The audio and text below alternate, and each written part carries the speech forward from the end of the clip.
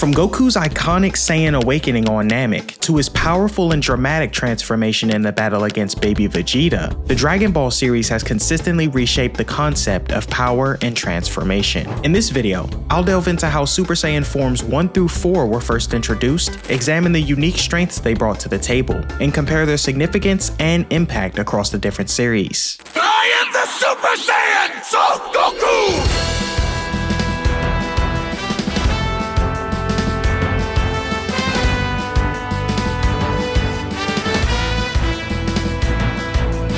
The Super Saiyan transformation made its debut in Dragon Ball Z during the events on planet Namek.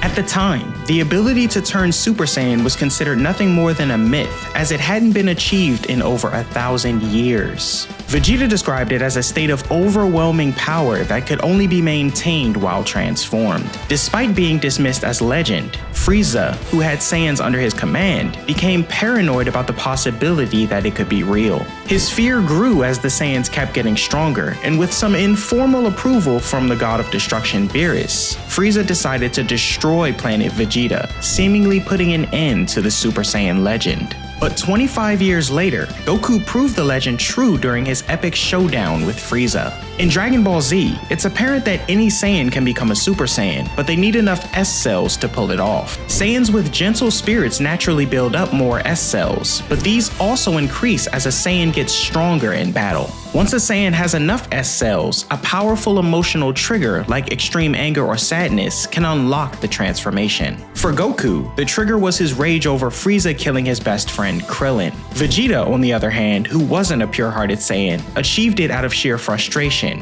angry that he couldn't transform while Goku already had. This buildup made the Super Saiyan form feel more meaningful and dramatic, something Dragon Ball Z nailed, unlike some of its successors. The transformation didn't stop there. It evolved in the Android and Cell saga with new variations. Super Saiyan Grade 2, which Vegeta and Trunks used against Cell's second form, was stronger than the original Super Saiyan form but had limits, including heavy energy consumption. Then came Super Saiyan Grade 3, which Trunks used against Cell after Vegeta was knocked out. This form focused on raw power but sacrificed speed, making it less practical with an even worse ki drain. Goku demonstrated this form to Gohan in the hyperbolic time chamber, mainly to highlight its flaws. Finally, there was Super Saiyan Grade 4, achieved by Goku and Gohan after extended training. This form didn't boost power, but eliminated the strain and ki drain from earlier forms, making it way more efficient for long battles.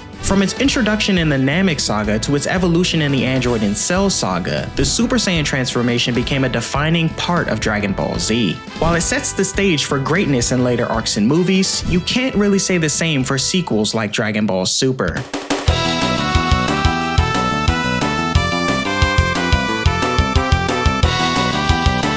Dragon Ball Super largely treated the Super Saiyan transformation as a stepping stone to even greater forms. Shifting its focus to the powers of deities, the series lowered the iconic transformation to a secondary role, primarily as a tool for conserving stamina in extended battles. Depending on the medium, anime or manga, the Super Saiyan form had its most notable moments early in Dragon Ball Super, particularly during Goku's battle with Beerus. Before their clash, Shenron revealed the steps to achieving a form known as Super Saiyan God, though first explaining the ancient Saiyan Yamoshi, known as both the very first Super Saiyan and Super Saiyan God. Though the explanation was brief, Yamoshi's background added to the lore of the Super Saiyan transformation, which ultimately served as a catalyst for Goku to achieve godlike power. During the climax of Goku and Beerus' battle, Goku's body adapted to withstand Beerus' assaults in his Super Saiyan form, a feat that had seemed impossible given their first encounter. Beerus remarked that the god power Goku gained had become an intrinsic part of him, subtly highlighting the Super Saiyan transformation one last time as more than just a stepping stone. However, beyond this moment,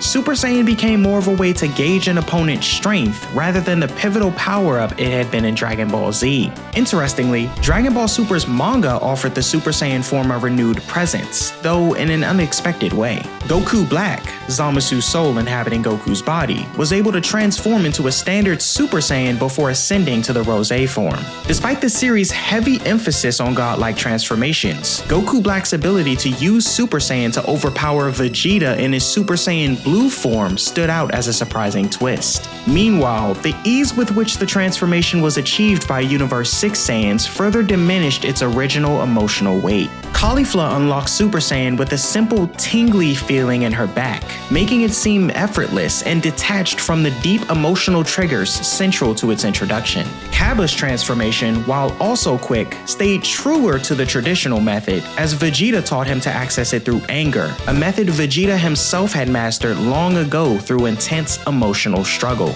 Throughout the remainder of Dragon Ball Super, the Super Saiyan form became, as mentioned earlier, more of a utility than a focal point. It was used mainly to transition into higher God forms, such as Goku and Vegeta jumping from Super Saiyan God to Super Saiyan Blue. With Dragon Ball Super's escalating power scaling and the introduction of foes rivaling the power of Destroyer Gods, the original Super Saiyan transformation became almost obsolete, overshadowed by newer, more powerful forms.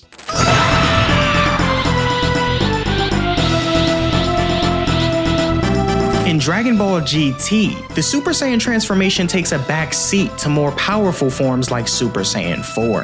However, unlike its diminished role in Dragon Ball Super, GT does provide a few standout moments where Super Saiyan shines. One of the first instances is when Goku, having been transformed into a child, uses the form against Legic on planet Nameca. Although the battle is an intriguing display of Goku's power, it ends abruptly, leaving much to be desired. A similar situation occurs during Goku's fight with General Rildo, who stated to have power comparable to Majin Buu. This battle is somewhat better executed, but suffers from GT's pacing issues, preventing a satisfying conclusion. As the series progresses, Super Saiyan becomes increasingly overshadowed by the sheer strength of Goku's enemies, much like in Dragon Ball Super. Foes like Baby Vegeta, Super Android 17, and Omega Shenron far surpass the capabilities of the Super Saiyan form, forcing Goku to rely on Super Saiyan 4. The only scenario in which Super Saiyan was used to somewhat contend with a foe in GT was the reveal of the Golden Great Ape, a form achieved by an Ozaru that's gone Super Saiyan and thus can only be achieved by a Super Saiyan who still retains their tail.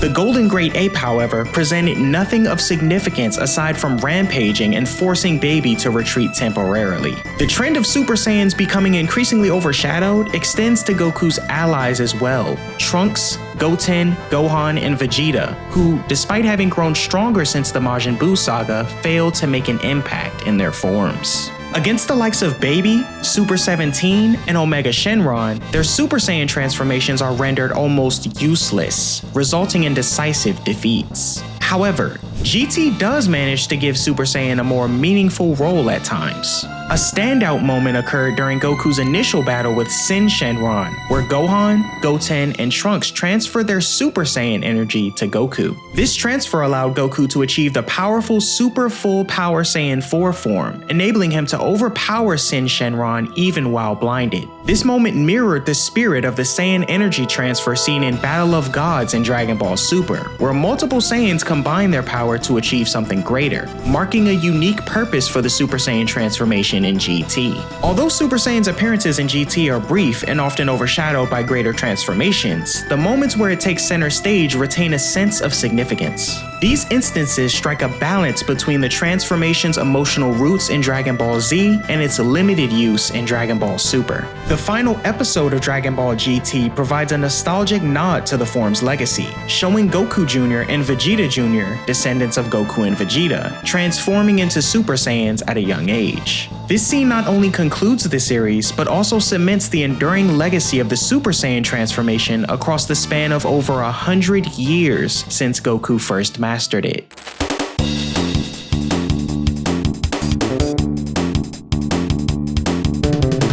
Dragon Ball Daima treats the Super Saiyan transformation with a respect that goes back to its iconic portrayal in Dragon Ball Z. However, due to the strength of the current enemies in the series, the transformation itself has been seen sparingly, with its successors taking a more prominent role. The transformation's mysterious and impactful presence likely stems from the series being set directly after the Majin Buu saga, avoiding the introduction of Beerus and godlike power levels that later overshadowed Super Saiyan in later installments. And I won't watch this anymore!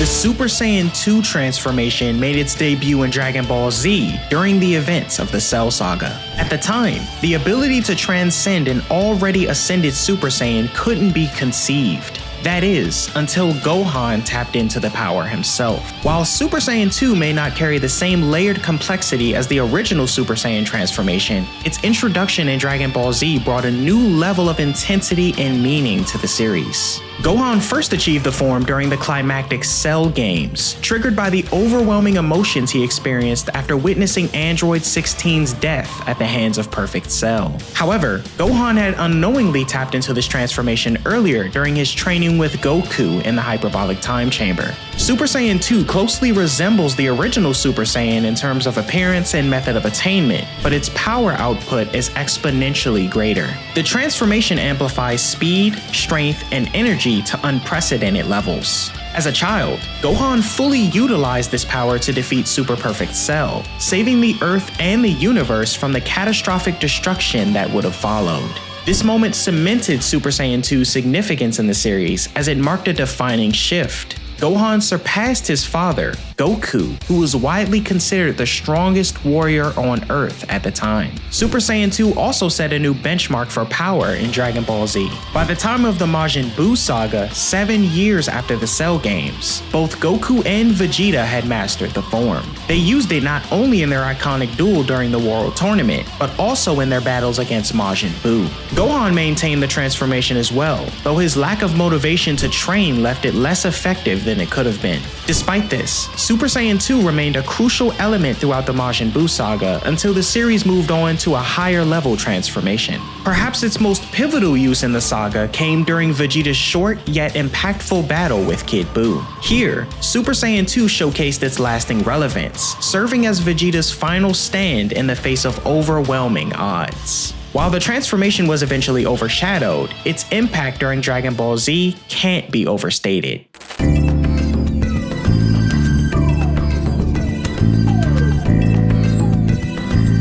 Dragon Ball Super handled Super Saiyan 2 with more care than its predecessor transformation, but it still primarily treated the form as a stepping stone to greater levels of power. In Battle of Gods, Goku utilized Super Saiyan 2 to gauge Beerus' strength, a fitting use considering the arc's placement after the Majin Buu saga. While the form was quickly outmatched, Vegeta's use of it during his fight with Beerus offered a surprising twist. After Beerus slapped Bulma, Vegeta tapped into a variation called Enraged Super Saiyan 2. This rage-fueled version allowed Vegeta to put up a stronger fight than Goku, and Master Roshi even speculated that Vegeta's anger gave him enough of a boost to surpass Goku's power. While Super Saiyan 2 was eventually overshadowed by the introduction of Super Saiyan God, Vegeta's display provided a callback to the raw power the form can unleash when amplified by intense emotion. In the Goku Black arc, Super Saiyan 2 had a more prominent role, particularly with future Trunks. This was a fitting narrative choice, as the last time Trunks appeared, he'd witnessed Gohan's iconic use of the form. By the time of Goku Black's emergence, Trunks had already mastered Super Saiyan 2,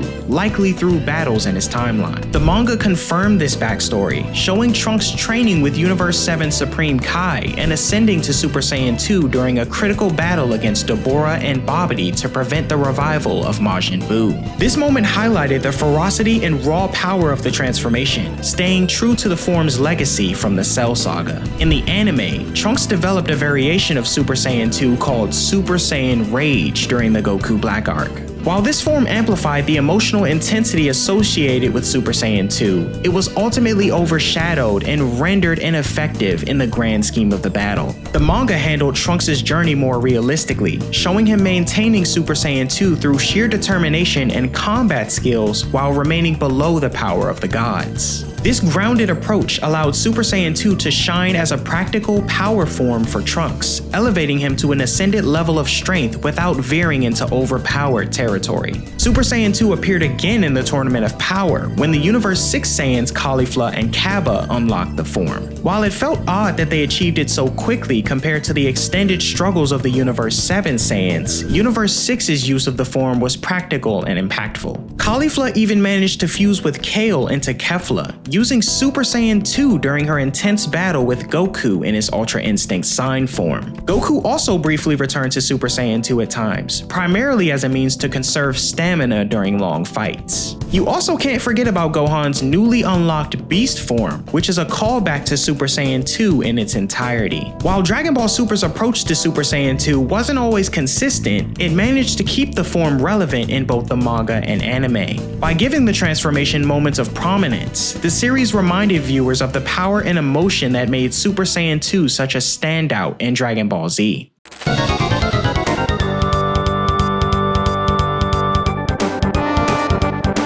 Interestingly, Super Saiyan 2 is almost absent in Dragon Ball GT, leaving fans to wonder if the writers intentionally overlooked it or simply forgot about it altogether. With the series' heavy emphasis on Super Saiyan 4 as the pinnacle transformation, Super Saiyan 2 is lowered to such an insignificant role that its appearances feel almost incidental. While there are fleeting glimpses of the form during key battles with Baby, Super 17, and Omega Shenron, these moments are so brief and underwhelming that they hardly contribute to the fights or the overall story. Given how little impact Super Saiyan 2 has in GT, one might question why it was included at all, as it never receives the focus or development that its legacy from Dragon Ball Z would seem to warrant.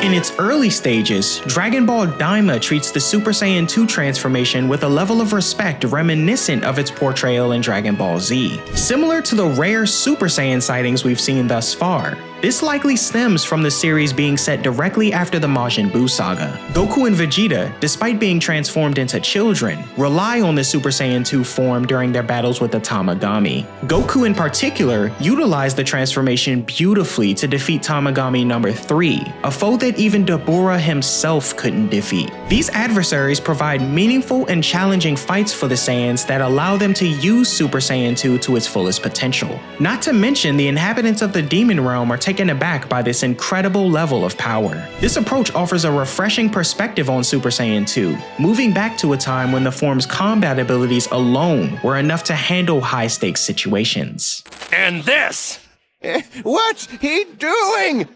is to go even further beyond!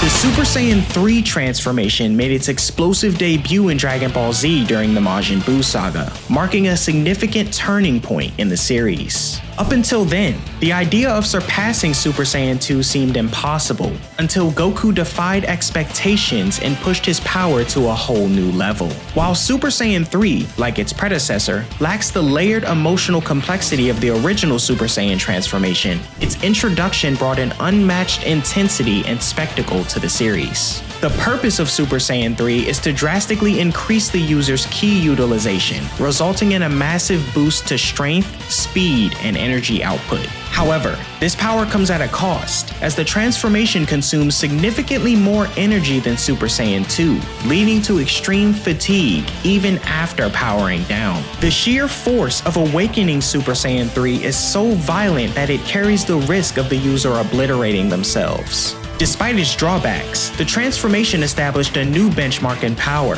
allowing a Super Saiyan 3 to easily defeat opponents that a Super Saiyan 2 couldn't handle, thereby solidifying its impact on the series' power dynamics. Goku first achieved Super Saiyan 3 during his time in the afterlife, following the Cell games 7 years prior. However, audiences didn't witness the transformation until Goku's battle with Majin Buu. During his fight with Fat Buu, Goku demonstrated the overwhelming power of Super Saiyan 3, noting that he could have ended the battle if he had chosen to. Instead, he held back, wanting to give someone else the opportunity to rise to the challenge. That someone turned out to be Gotenks, the fusion of Goten and Trunks, who achieved Super Saiyan 3 after training in the Hyperbolic Time Chamber. In Goku's absence, Super Saiyan 3 Gotenks became one of Earth's most powerful warriors, nearly defeating Super Buu if not for the transformation's severe energy drain. Super Saiyan 3's power was so immense that it could alter the fabric of reality,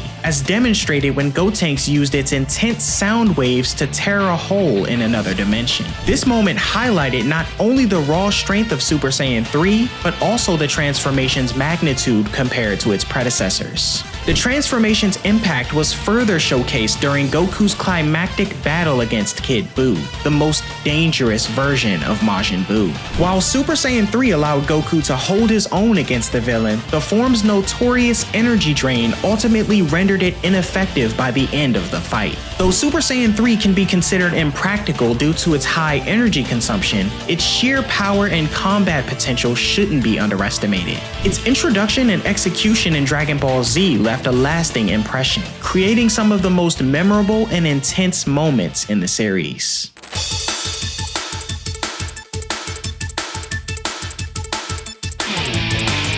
Dragon Ball Super handles Super Saiyan 3 about as well as Super Saiyan, though arguably worse. The transformation, which had reached its peak significance in Dragon Ball Z, was rarely seen in Super, and even when it appeared, contributed little to the battles. One of the most notable moments was Goku's transformation into Super Saiyan 3 during his first encounter with Beerus in the Battle of Gods movie. However, the form's power was immediately undermined when Beerus effortlessly defeated Goku with a gentle tap to the neck, showcasing the vast difference in power levels. Gotenks' Super Saiyan 3 form fared no better. Reduced to fodder, Gotenks was handily defeated by a mere copy of Vegeta and was similarly powerless against Beerus. The transformation's most meaningful use in Super likely came during Goku's sparring session with future Trunks in the Goku Black arc.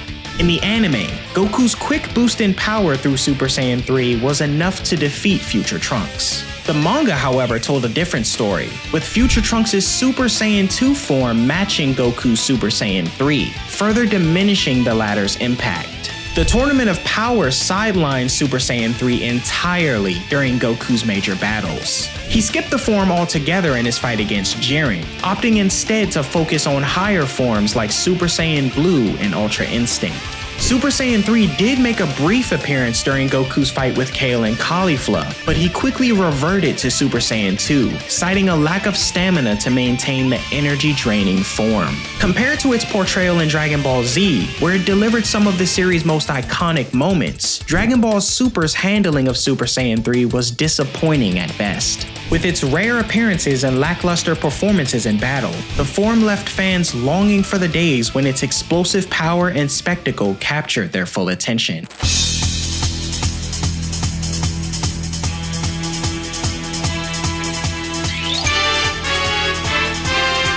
Dragon Ball GT gave Super Saiyan 3 a few moments in the spotlight, though its role was brief and limited. The transformation was primarily used during Goku's battle with baby Vegeta, but Goku's child-sized body struggled to handle the immense energy output of Super Saiyan 3. As a result, he could only maintain the form for about 1 minute before exhausting his energy. During this short window, Goku attempted to fight baby Vegeta, but was quickly overpowered and beaten down. Later, after having his tail restored, Goku gained the ability to use the transformation more freely. However, by this point, the power gap between Goku's Super Saiyan 3 and baby Vegeta's upgraded form was far too great. Despite his best efforts, Goku failed to inflict any meaningful damage, ultimately reverting to his base form. Much like the regular Super Saiyan transformation in GT, Super Saiyan 3 served primarily as a stepping stone to greater power, acting as a catalyst for the introduction of Super Saiyan 4.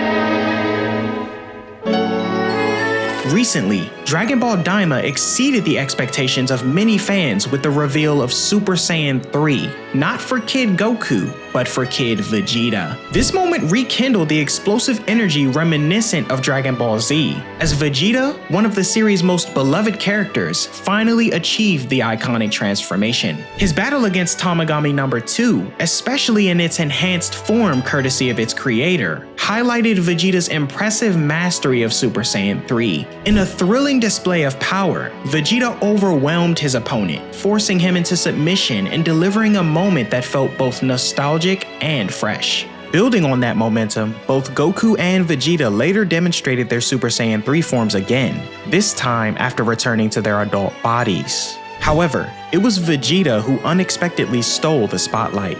In his fierce showdown against Goma's most powerful form, Vegeta fought with sharp precision and sheer force, commanding the battlefield with confidence and control. His Super Saiyan 3 performance arguably surpassed Goku's original display during the Majin Buu saga and even his more recent moments in Daima. Vegeta's raw power, combined with his strategic combat style, made it one of the most standout fights in recent memory. Unfortunately, despite his dominance, Goma's regenerative abilities, amplified by his mysterious evil third eye, eventually turned the tide. As Vegeta's stamina began to wane due to the immense energy drain of Super Saiyan 3, victory slipped from his grasp. Still, his demonstration of this long overdue transformation was nothing short of amazing, cementing his place once again as one of the franchise's most formidable warriors. Now all we need is a dead body, and I can assure you that after all of this is over, I'll give you a nice burial.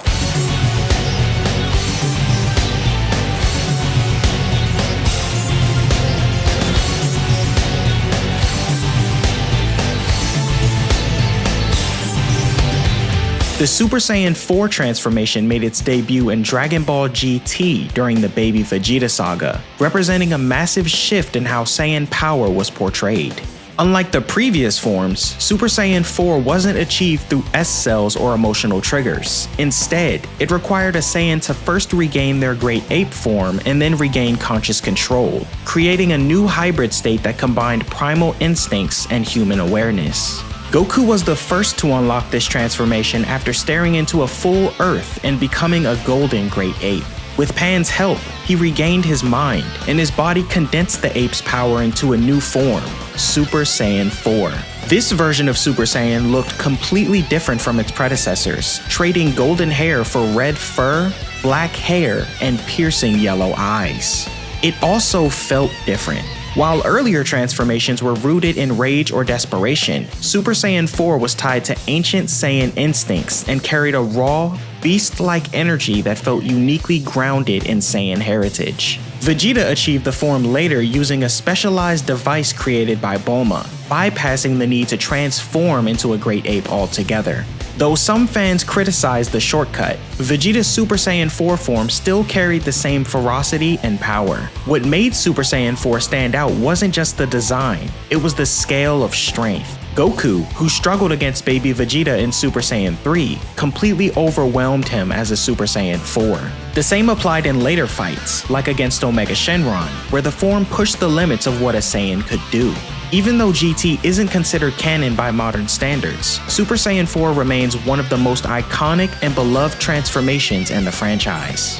It fused the best of both worlds, classic Saiyan lore and raw battle potential, giving fans a form that felt both fresh and true to the series' roots.